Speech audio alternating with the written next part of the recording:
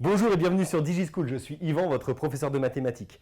Ensemble, aujourd'hui, nous allons poursuivre l'étude des limites de fonctions et nous allons aborder aujourd'hui la notion de limite infinie en un réel donné.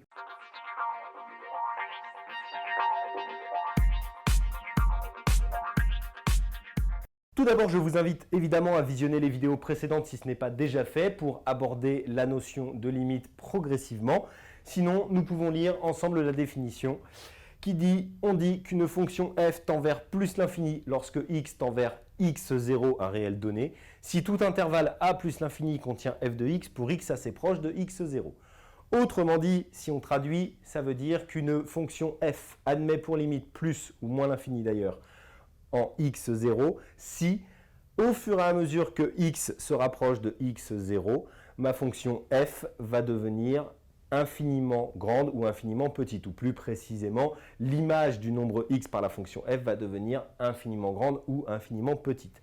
La notation, c'est toujours la même. La limite de f de x lorsque x tend vers x0 est égale à plus l'infini ou moins l'infini, bien entendu, en fonction des cas.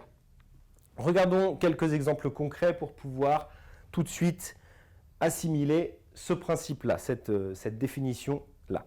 La limite de 1 sur x carré lorsque x tend vers 0. La limite de 1 sur x carré, ça veut dire que nous prenons le nombre 1 et nous le divisons par une variable x élevée elle-même au carré. Lorsque x va tendre vers 0, alors x au carré sera toujours positif, ça va avoir de l'importance pour la suite, vous le verrez. Mais évidemment, x au carré va tendre vers 0. Autrement dit, va être très proche de 0. Ce qui veut dire que si je prends le nombre 1 et que je le divise par quelque chose de très proche de 0, je vais avoir un résultat extrêmement grand. D'accord? Si vous prenez 1 et que vous le divisez par 0,5, vous allez obtenir 2. Si vous prenez 1 et que vous le divisez par 0,1, vous allez obtenir 10. Et plus vous allez prendre quelque chose proche de 0, plus le résultat va être grand, va être important. Donc ici, la limite de 1 sur x carré lorsque x tend vers 0 va être égale à plus l'infini. La limite de 1 sur x moins 3 au carré lorsque x tend vers 3, c'est un petit peu la même chose. Pourquoi? Tout simplement, lorsque x tend vers 3, le machin qui est dans les parenthèses, autrement dit x moins 3, va tendre vers 0, de la même manière ici que x tendait vers 0. Autrement dit, on se retrouve dans le même cas de figure, d'accord? Nous avons un dénominateur au carré dont l'expression sous le carré tend vers 0, donc ça va tendre encore une fois vers plus l'infini. Un cas un petit peu plus problématique, c'est le cas suivant, la limite de 1 sur x lorsque x tend vers 0. On se retrouve dans le même cas de figure. Autrement dit, nous avons le nombre 1 que nous allons diviser par quelque chose de très proche de 0. La différence avec le cas précédent, c'est que ce truc très proche de 0 peut être très proche de 0 du côté des positifs ou très proche de 0 du côté des négatifs. Autrement dit, on va distinguer deux types de limites, c'est-à-dire la limite quand x tend vers 0 en arrivant depuis les positifs et la limite quand x tend vers 0 en arrivant depuis les négatifs. Bien évidemment, le résultat de ce truc-là, lorsque x va se rapprocher de 0, va être quelque chose d'extrêmement grand en valeur absolue. Mais par contre, si jamais je tends vers 0 en arrivant depuis les positifs, autrement dit, je me rapproche de 0, mais en ayant une valeur positive, ça va tendre vers plus l'infini. Par contre, si je me rapproche de 0 en arrivant depuis les négatifs, je vais tendre cette fois-ci vers moins l'infini. Alors quand c'est comme ça, on rajoute un petit symbole plus ou moins pour signifier si on arrive depuis les positifs ou les négatifs. Donc là, la limite quand x tend vers 0 plus de 1 sur x va être égale à plus l'infini. Par contre, la limite de 1 sur x quand x tend vers 0 moins est égale, elle, à moins l'infini. Problème que nous n'avions évidemment pas ici, je vous l'ai dit tout à l'heure, parce que x au carré, lorsque x tend vers 0, que x soit positif ou négatif, x au carré sera toujours positif. Si vous divisez 1 par un nombre positif, le résultat sera positif.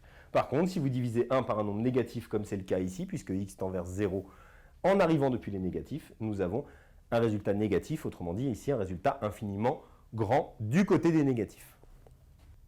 Donc, regardons l'exemple, nous allons étudier les asymptotes, ou en tout cas une asymptote verticale pour la fonction définie de la manière suivante, f de x égale 2 moins x sur x carré moins 5x plus 4, fonction dont le domaine de définition est R privé de 1 et 4.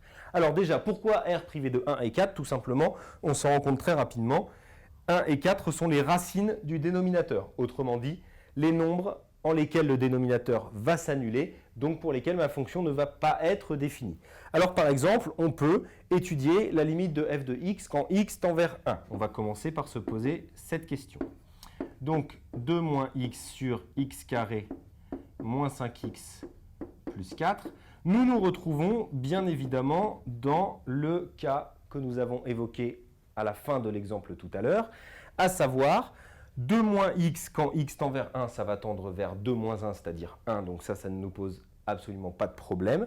Par contre, x au carré moins 5x plus 4, il faut savoir si, lorsqu'on se rapproche de 1, x au carré moins 5x plus 4 est positif ou bien négatif. Autrement dit, nous allons certainement devoir différencier la limite quand x tend vers 1 moins et la limite quand x tend vers 1 plus. Alors regardons par exemple la limite quand x tend vers 1 moins.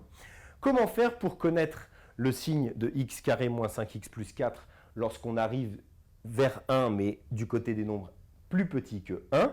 Eh bien, tout simplement, on peut calculer x au carré moins 5x plus 4 pour quelque chose de plus petit que 1. Le plus simple, c'est 0. Si je prends x égale 0, je vais avoir 0 au carré moins 5 fois 0 plus 4, c'est-à-dire ça fait 0, ça fait 0, il me reste plus 4. Autrement dit, l'expression est positive lorsqu'on est en dessous de 1. Donc ce machin-là va tendre vers 0 de manière positive, c'est-à-dire vers 0 en restant positif. Nous avons quelque chose de positif divisé par quelque chose qui tend vers 0 de manière positive. Autrement dit, ce truc-là va tendre vers plus l'infini. Et donc, nous avons une asymptote horizontale d'équation x égale 1 pour la courbe de la fonction f. Alors, si on regarde, effectivement, ici, nous avons tracé l'asymptote horizontale d'équation x égale 1. Et on voit bien que la courbe va se rapprocher de cette asymptote verticale, ici et ici, lorsque x va tendre vers 1.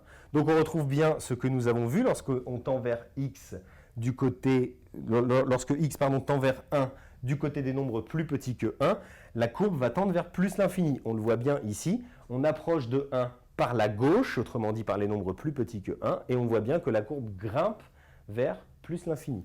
Si on calcule la limite pour x tendant vers 1 plus, eh bien cette fois-ci, nous aurons l'inverse, nous aurons moins l'infini, et c'est ce qu'on constate bien sur la courbe ici, qui tend vers moins l'infini. On pourrait faire les mêmes calculs lorsque x tend vers 4, et on remarquerait exactement la même chose. Lorsque x tend vers 4 moins, ça tend vers plus l'infini, f de x tend vers plus l'infini.